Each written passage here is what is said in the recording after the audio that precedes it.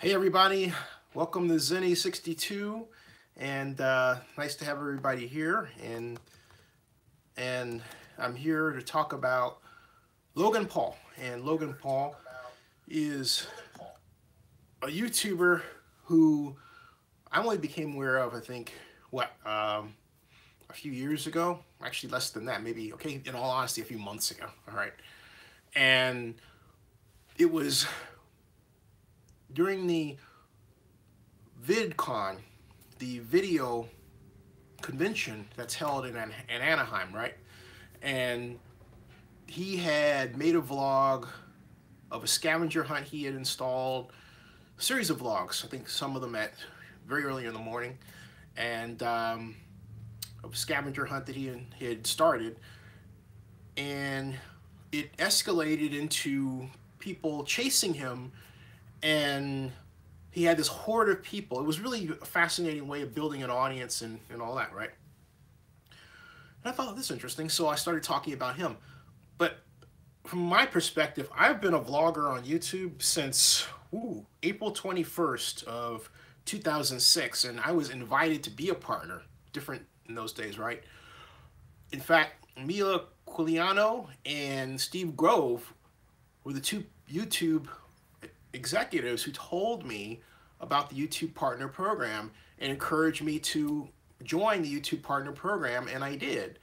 And I didn't understand quite the concept of what was going on. I did it, and the next thing I knew, I realized I was making a little money.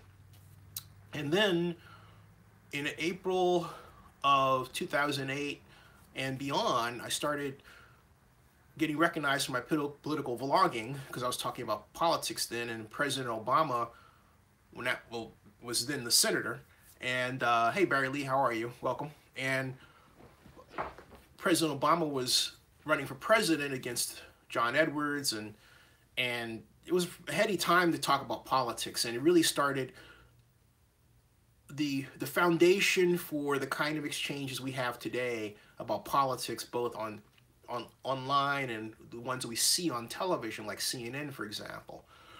But I digress.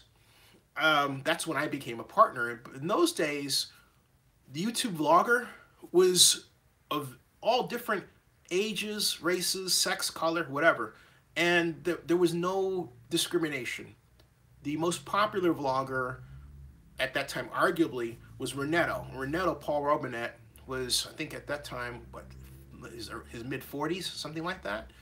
And he would just simply, and I took my model of vlogging from him, grip it and rip it. And what I mean by that, he would just simply take the camera and talk about anything.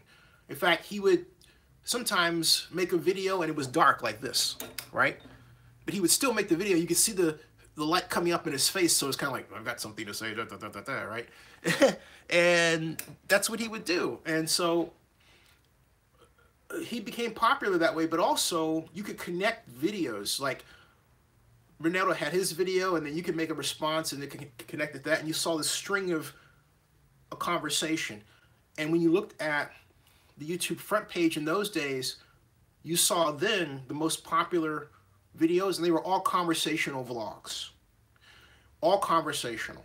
And then starting in 2000, after YouTube was purchased by Google, which was November 1st of 2007, we started seeing what I call the single show vlog. And Renato openly attacked Oprah being on, not her personally, of course, but the idea that Oprah would be able to join the YouTube community, but not exchange with it, okay? Exchange with it. And again, the most popular vlogs are conversational. Me responding to something that you would put out or something else. Today, we don't have that. And we've evolved to a point where we have all these show vloggers, and it's gotten worse. It's not just the show vlogger, but the fact that YouTube algorithmically promotes a person who is like a Logan Paul, excuse me. And it's nothing personal against Logan Paul. I'm simply saying that there are a lot of YouTubers. We have now millions of partners. When I started, there were only just a few thousand. And by 2010, we had 20,000 YouTube partners. Think about it. And I remember being at a meeting at YouTube headquarters in San Bruno, right? And one of the staffers talked about the need to, and asked us to assist in bringing on more YouTube partners.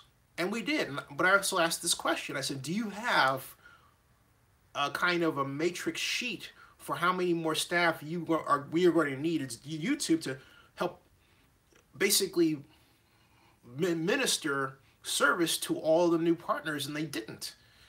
So now, so between then 2010, all right, and now 2018, the YouTube Partner Program has grown by leaps and bounds.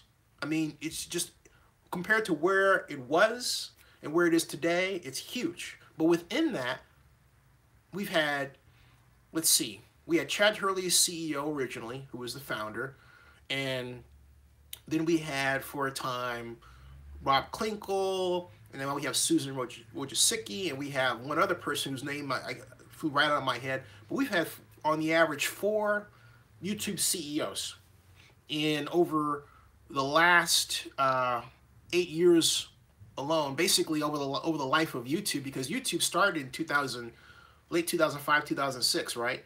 So over the last 15 years, we've had 4 or 5 CEOs.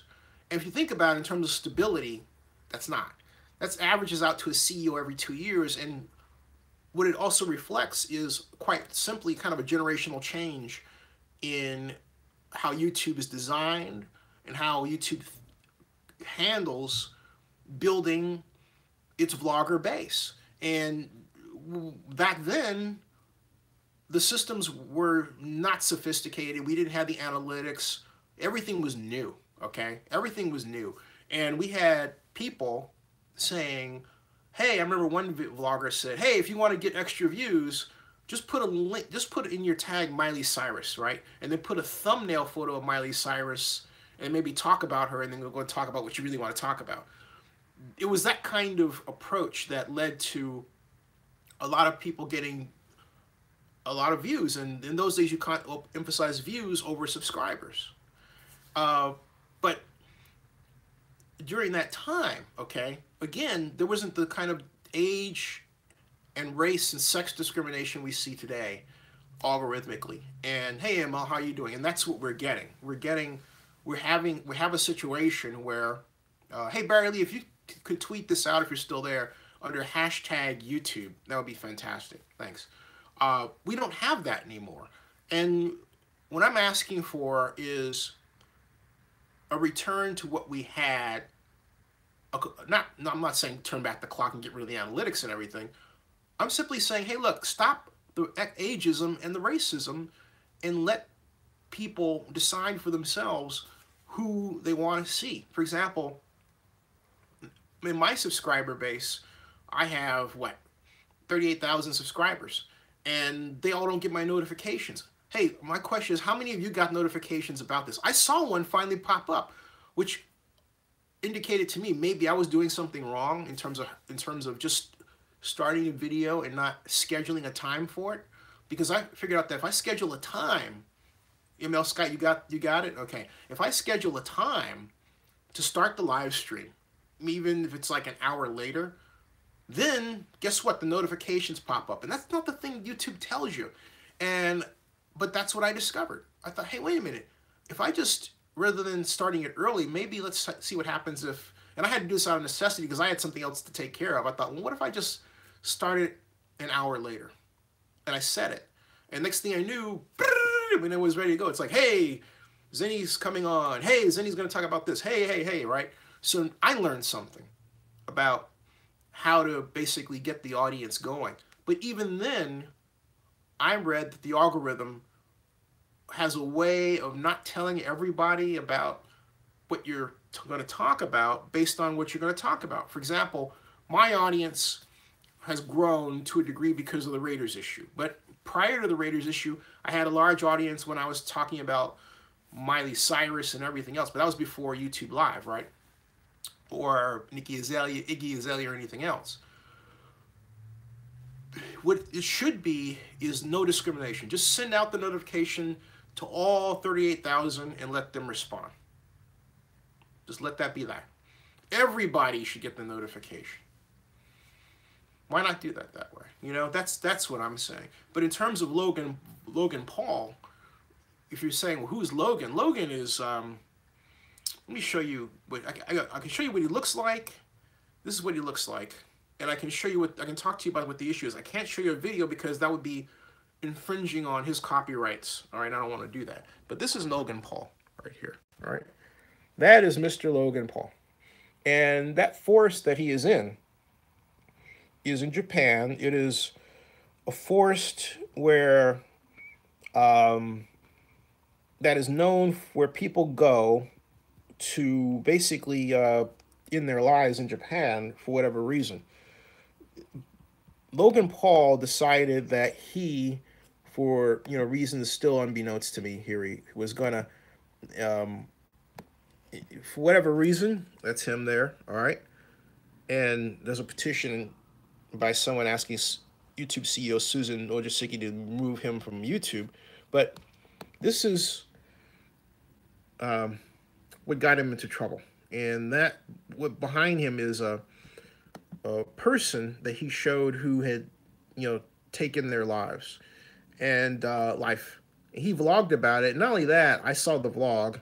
He laughed, and that's not something that people should want to see. But because YouTube has artificially promoted this fellow, it's seen. All right. Now, again, in the past, and by contrast, let me show you a picture of Paul Renetto. YouTube Renetto. This is yeah, there it is. YouTube Renetto. And again, I'm not showing because I don't have the permission to show his videos in their entirety. But this is Paul Renetto. This is what he looked like. This is him, okay? And as you can tell from his photos, all right, what does he do? He expresses himself. He expresses himself. Hey, John Marks, how are you doing? Welcome. He expresses himself via video. That's what he's known for. And that's what he made himself known for, okay? And it says, thank you, YouTube, for the video nomination. And there. And then this is one that got him in trouble. Of course, obviously, you could see what he was doing that wasn't cool. And he liked to push the race button. That's him. This video is one where he got up on the top of his house. He climbed all the way to the top of his house with the camera going, and then got up to the top to make a point about standing up. Hence, it's called Stand Up Renetto, right? That was seen 40,000 times, which is a lot of views in those days. And here's somebody else vlogging. That's Paul Renetto in his video. I guess Columbus Dispatch removes video, something about that. But at any rate, that was on YouTube. That was him making a comment. But see, again, he would do this, and he got so upset with the way YouTube was changing that he and a few other pioneer vloggers went over to start, a website called Vlogger Heads. All right, and Vlogger Heads exists to this day. I'm on it. That's Vlogger Heads. And Vlogger Heads is the home for people who just simply want to vlog. All right, and that's that's what you see here. Of course, they've got you have to sign in to view the vlogs here, but which is a new thing. But my point is, all these folks have one thing in common. They have average. They express themselves in an average, everyday way. They vlog. This is what YouTube was.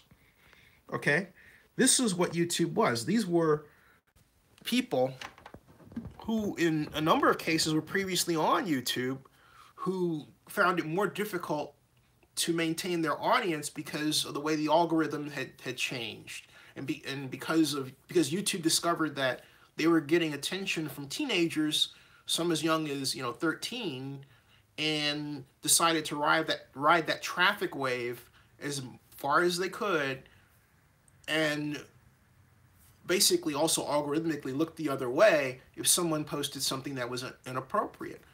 And as YouTube grew, and as cable television began to basically charge people in a way that was usury, okay, and he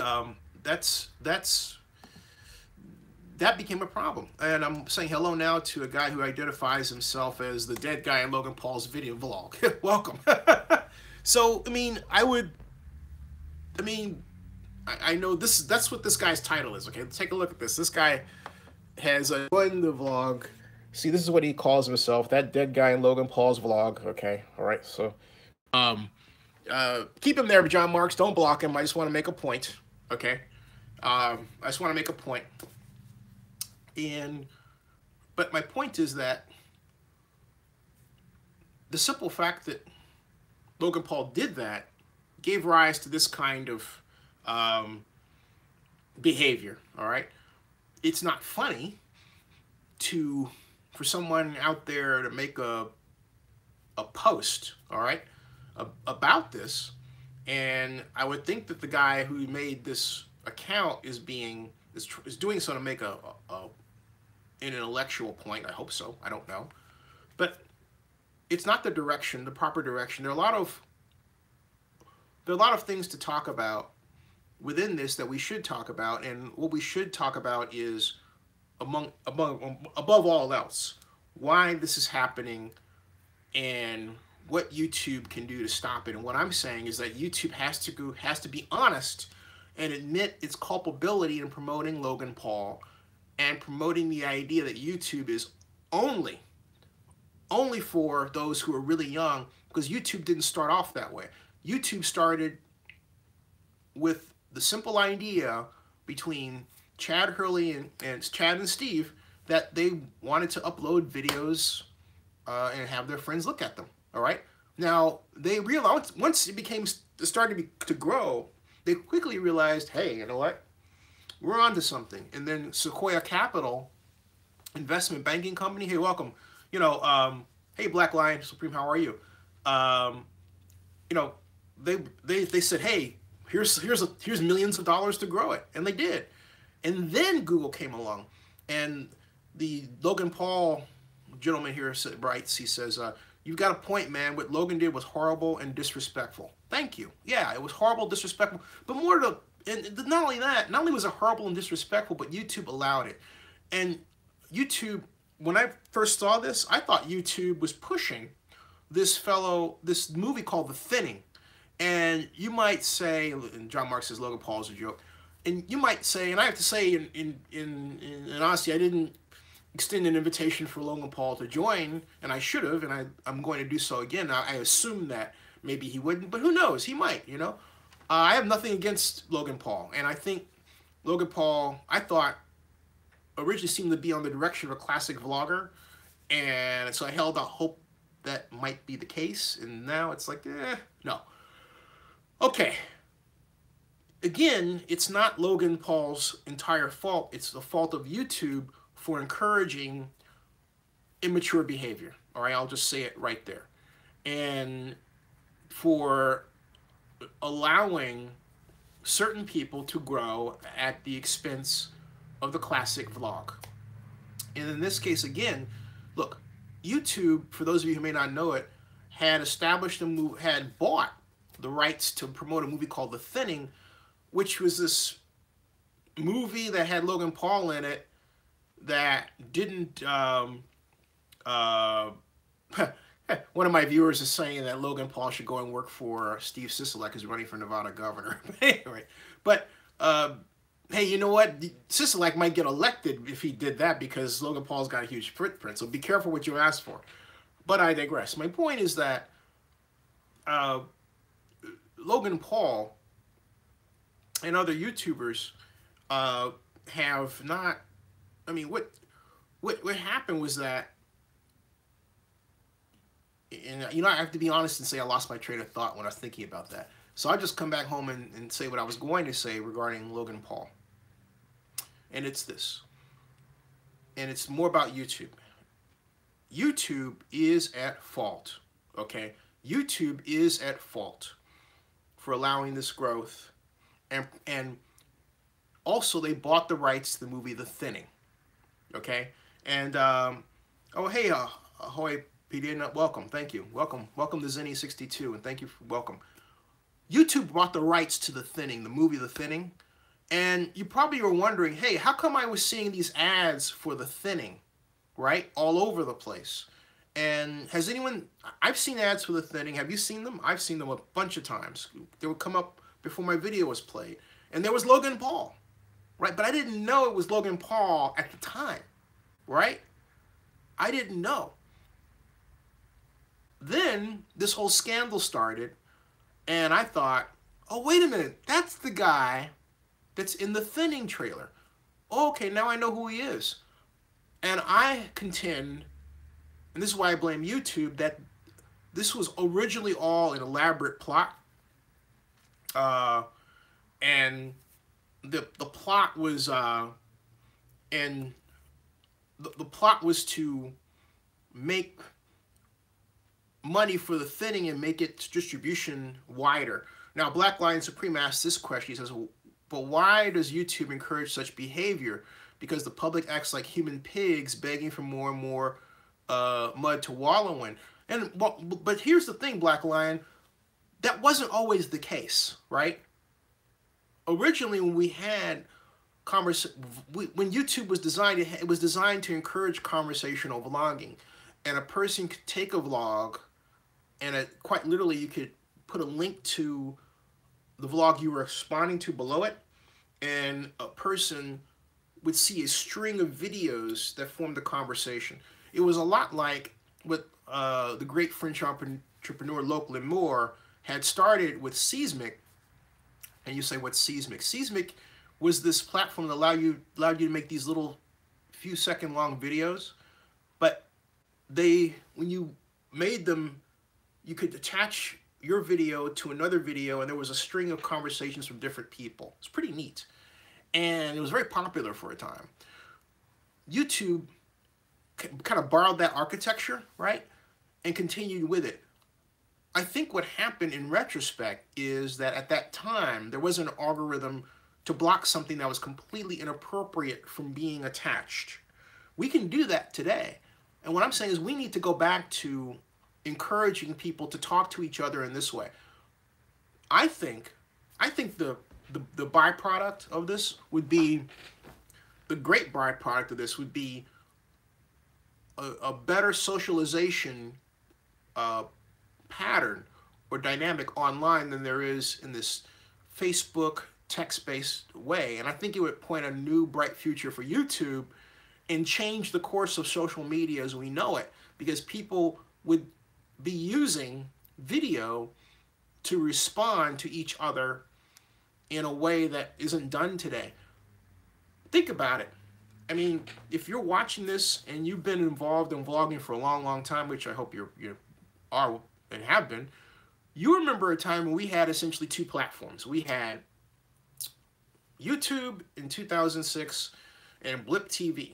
And YouTube was the more popular one in terms of people on it. Blip TV was the show vlogger. Blip TV was started by Dina Cap, people who might, for instance, Dina Kaplan, Mike Hudak, and two other people. They were the founders of Blip TV. And they've since sold out of Blip TV, and then Blip TV was bought by Maker Studios. At any rate, and then Blip TV, there was Blip TV and there was YouTube. And YouTube was about the individual. Blip TV was about shows. Had Rocket Boom, for example. Rocket Boom was Amanda Cogden and Andrew Michael Barron, and they did a show each day, 3 to 5 minutes. They set a great model for attracting sponsors and everything else, okay? YouTube was the individual vlogger.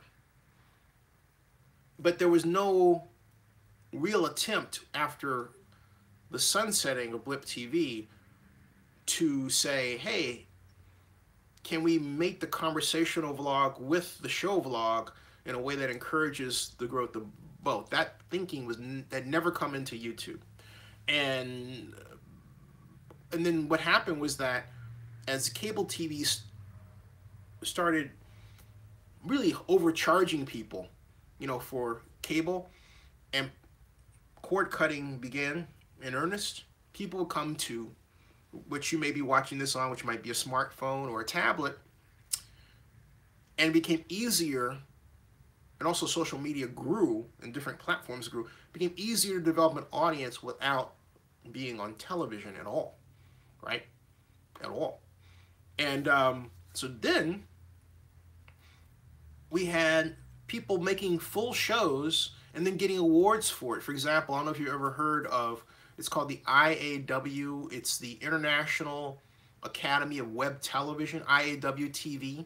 If you haven't heard of IAW TV, let me go to the website. I want you to join IAW TV, International Academy of Web Television, and IAW TV. It really needs our help to survive and thrive in beyond Los Angeles. But let me show you. This is the International Academy of Web Television, folks, right here. Okay, this is it, all right?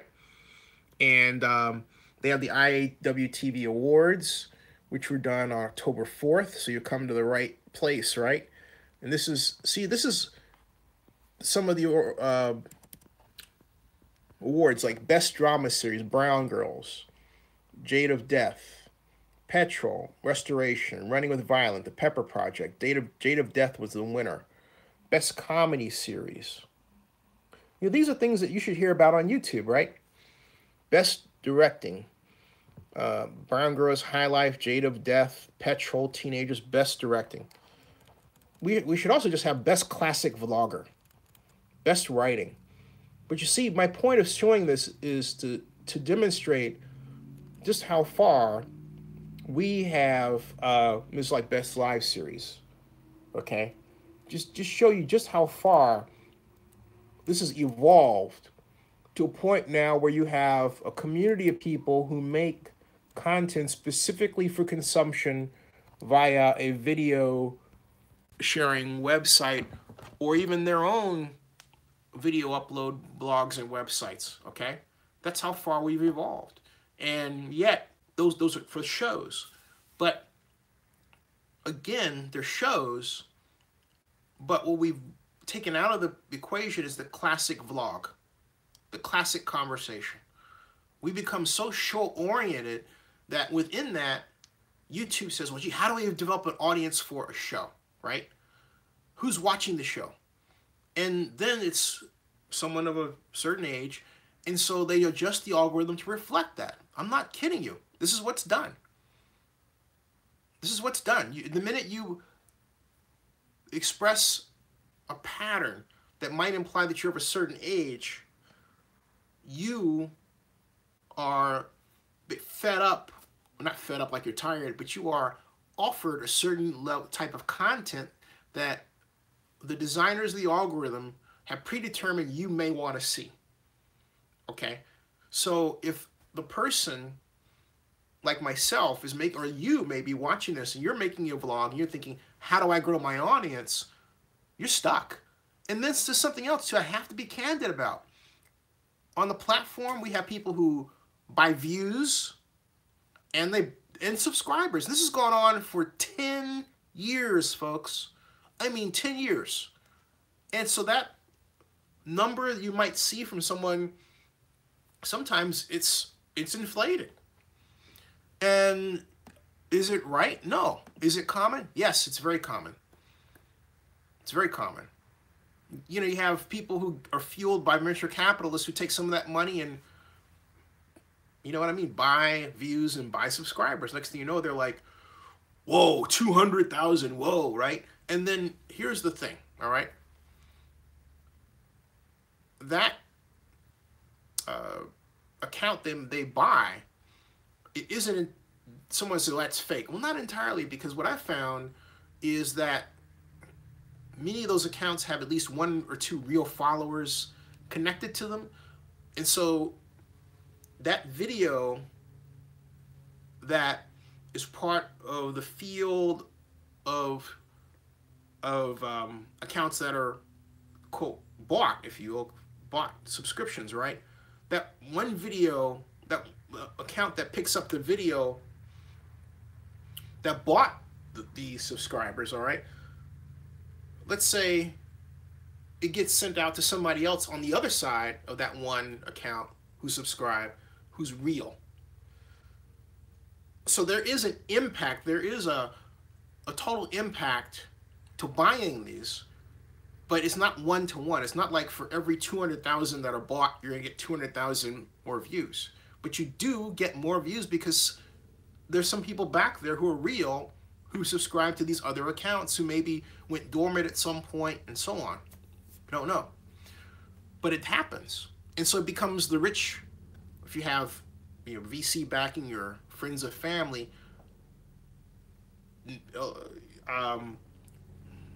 being able to get, if you will, richer online in this way, and those of us who are just, you know, the average Joes who don't have VC backing, just trying to find our way. And then what happens is the cover story is, well, gee, if you wanna really get popular, you just make great content. What the heck is that? Great content's in the eye of the beholder. It's a lie. It's a total freaking lie. Okay? What's great content? Is it me ranting about something? Would you consider what Logan Paul did great content? He did when he did it. Okay? Now it's like, oh, that's not something we want to see. But he made it. The system encouraged him to make it. Oh, that's great content.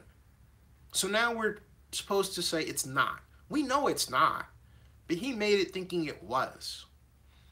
Great content is in the eye of the beholder. We have to stop kidding ourselves with this garbage about, well, if you want to build an audience, all you have to do is make great content. BS. BS.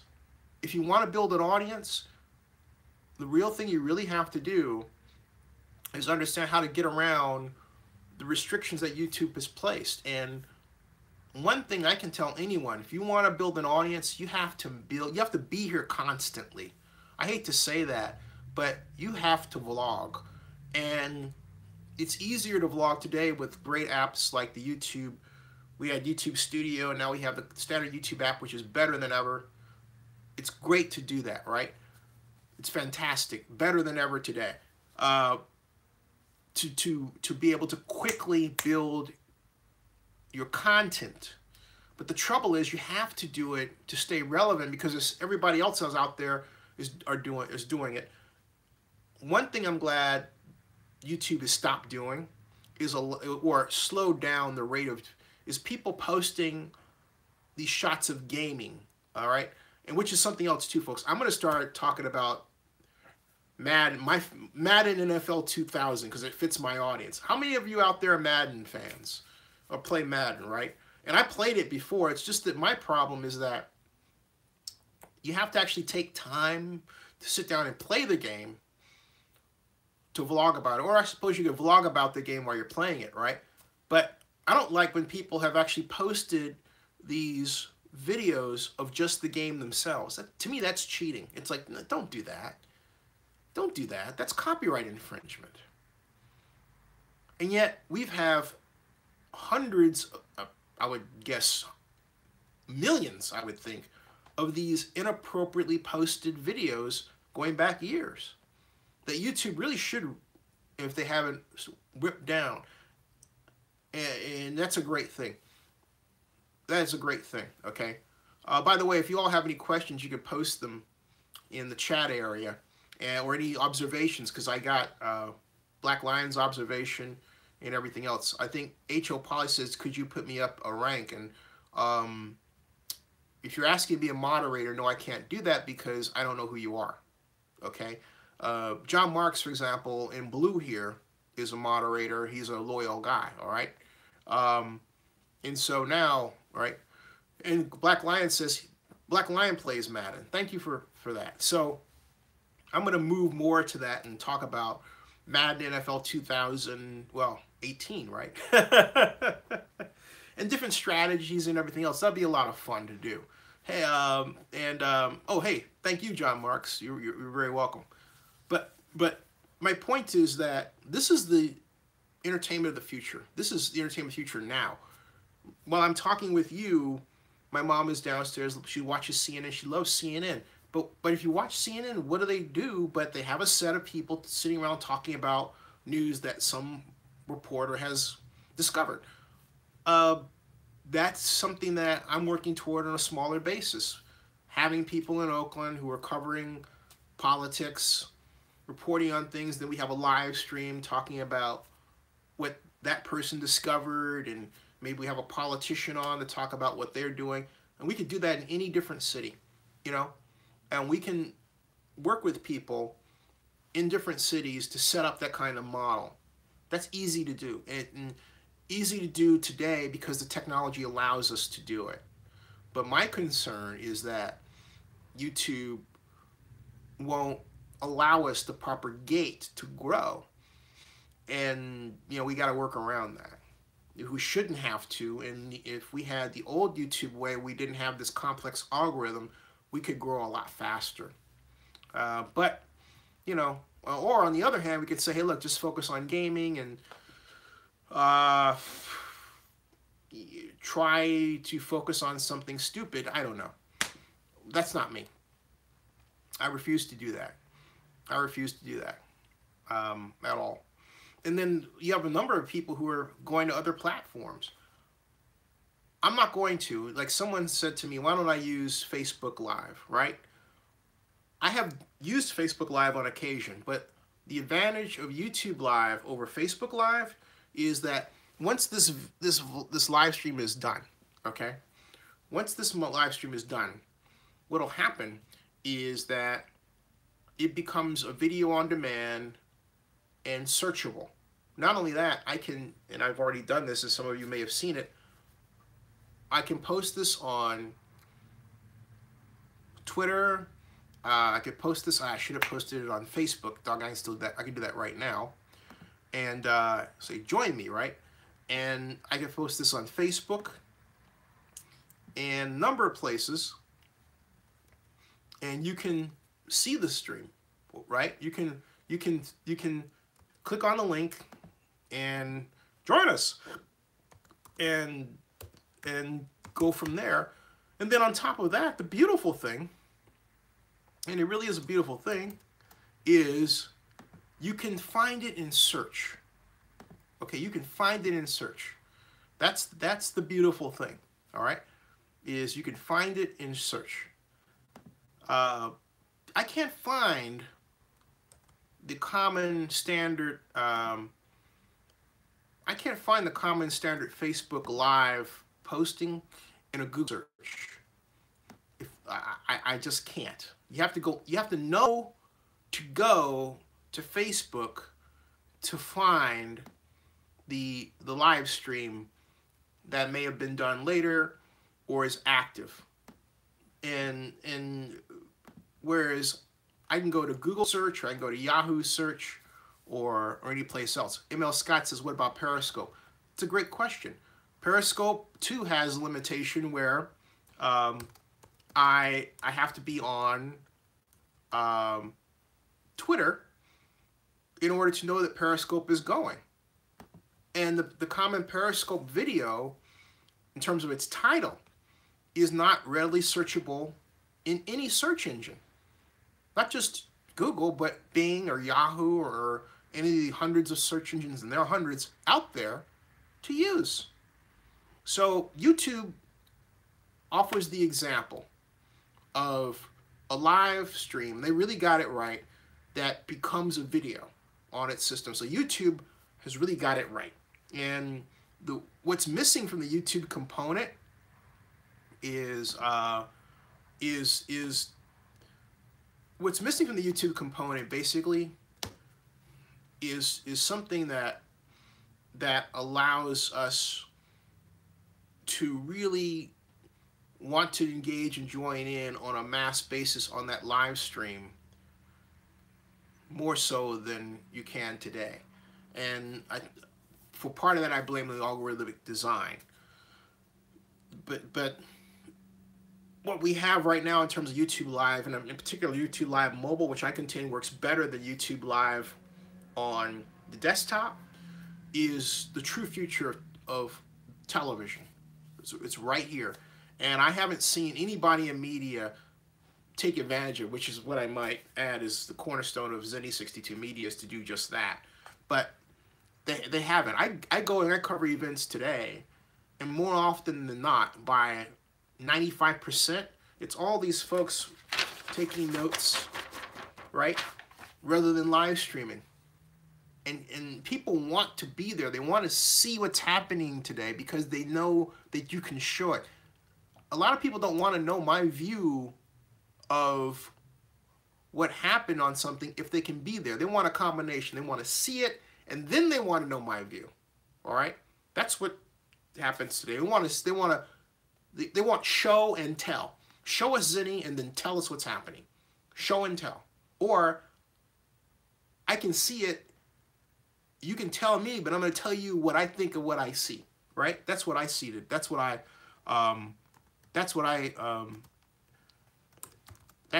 have experienced is the new dynamic, right?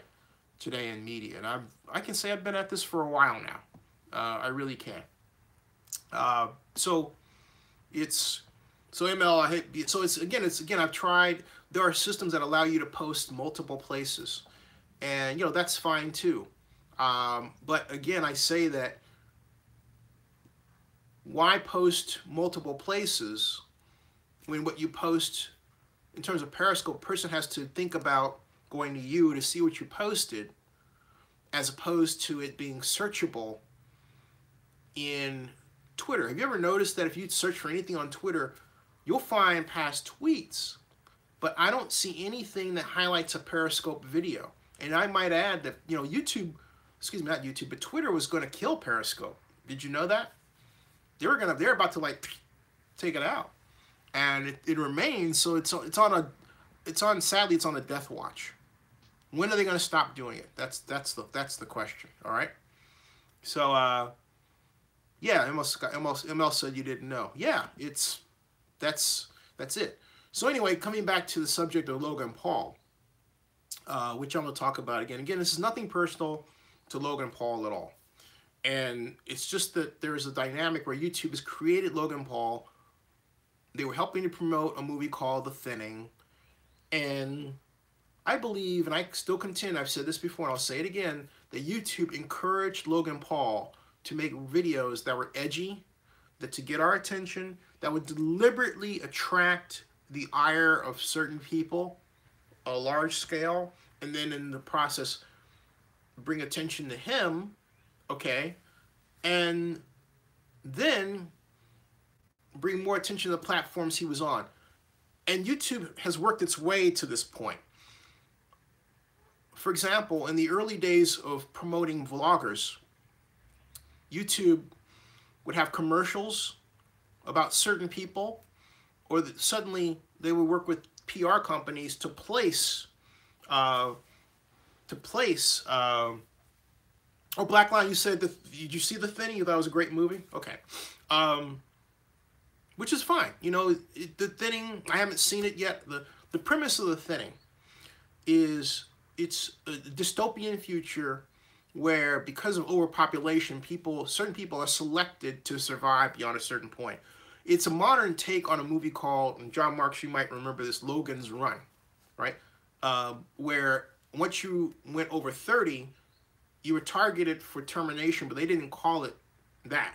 What they called it was you ascending into sanctuary or heaven. But what happens is that when you got to it was in this big dome, and you were put up in the air by this kind of anti-gravity technology. And once you got to the part of this light, the light was actually a kind of a overheating device that exploded your body. And you would do like that, and people would cheer and all that because you made it to sanctuary. But what they were really cheering, and they didn't realize, it was you being killed. And Michael York and Jeannie Algerter, the main actors in this movie, figured out Michael York was a man who was designated to terminate runners, and Jeannie Algerter was a runner. and they fell in love, and she basically educated him on the reality.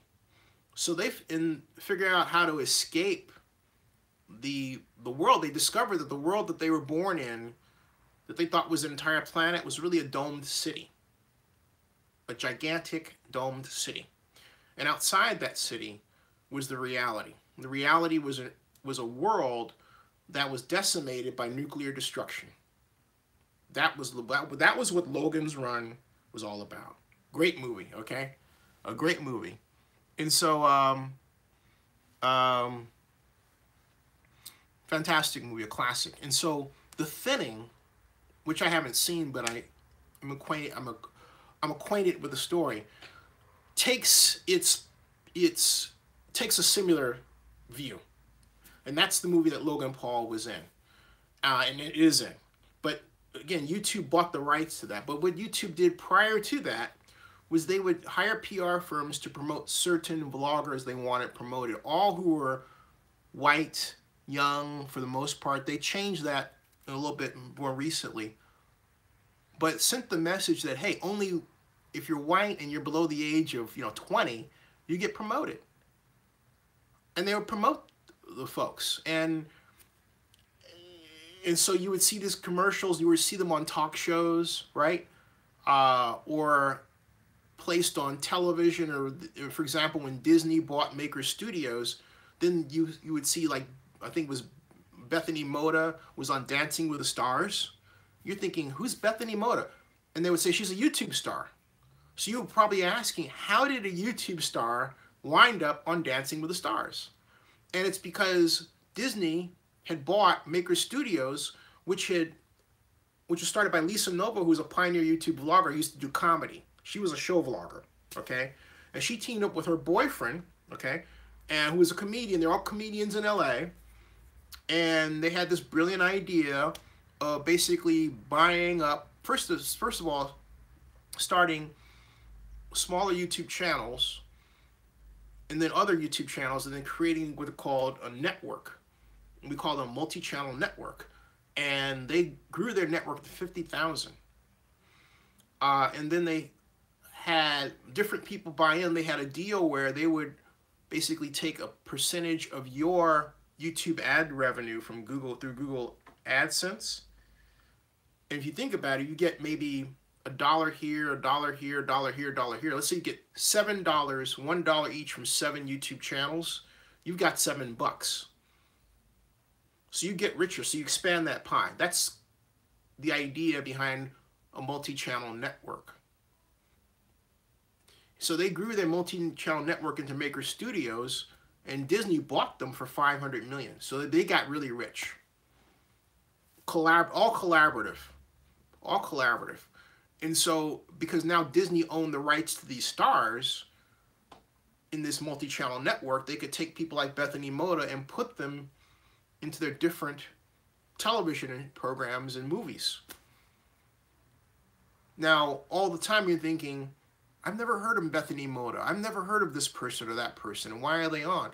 It's a way of promoting these stars to justify what may very well be these inflated subscriber numbers that I talked about before. You see how it is? Okay, how'd you get these numbers? Well, we're not going to tell anybody we bought a percentage of them. Ooh. So now you have to justify that. And how do you justify that? But by having an organization like Disney with its ability to distribute talent, a vast across network, distribute it. So now you have the view that, oh, a person has 5 million subscribers. Well, it makes sense because I saw them on Dancing with the Stars. You see? You see? You see how the trick works? All right? That's how it works. And YouTube had to do that because an advertiser not knowing this would say, hey, you're asking me to pay a lot of money to have my ad on this person's platform or that person's platform. Why? And the whole point is you're saying to me that PewDiePie has 50 million subscribers, right? But how come I've never heard of PewDiePie? In fact, I tried that test here in suburban Atlanta, 2013, when I got an email from Maker Studios, I believe it was, who said, PewDiePie has got millions, I think there was like 30 million subscribers. So I actually went around randomly. I should have put this on video, but I didn't. In fact, I should do this today. And I asked people, have you ever heard of PewDiePie? Who's PewDiePie? Who's PewDiePie? Right? No one had ever heard of PewDiePie. So logically, if someone says they have 30 million subscribers anywhere, you would think that somebody on the street heard of them, right? Nah. No, not at all. It was wild. It's completely wild. So, just want to, just bring that to your attention. I've been on for almost an hour now, but I wanted to talk about this situation and how I think YouTube needs to really promote the individual vlogger. And I wanted to talk about what you saw. I'm going to do this again and have a bigger discussion, hopefully in a bigger audience, and maybe collaborate with other YouTubers and talk about this. And love to hear your point of view. And hey, you just joined me. Welcome to Zenny62. Thank you very much for being here. I'm about to close out. This conversation's gone on for almost an hour. But, and just, hey, in terms of audience, it's gotten better than I thought it was going to. Even though it may seem small to some people, we grew to a point, we grew to a fair point, all things considered. But we back for more to talk about this. And maybe I can get Logan Paul to come on and say, hey, you want to talk about this? And what's going on? Or other vloggers. I'd like to hear from the vlogging community. I want to know what you think about this and how YouTube should go about the task of promoting vlog conversation again.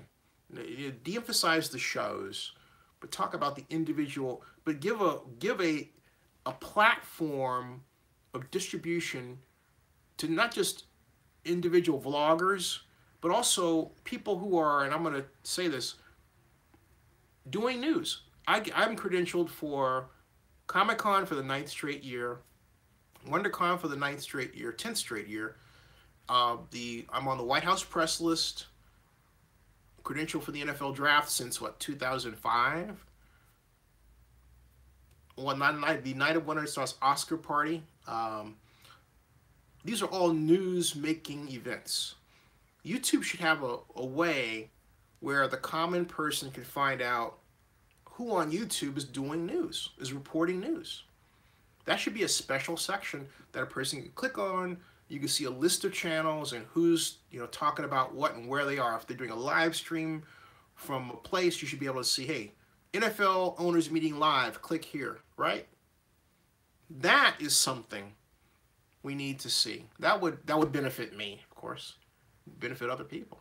But I'm just saying, why not? All right, everybody. I will talk to you all later, and thank you all for clicking over to see what's going on. See ya.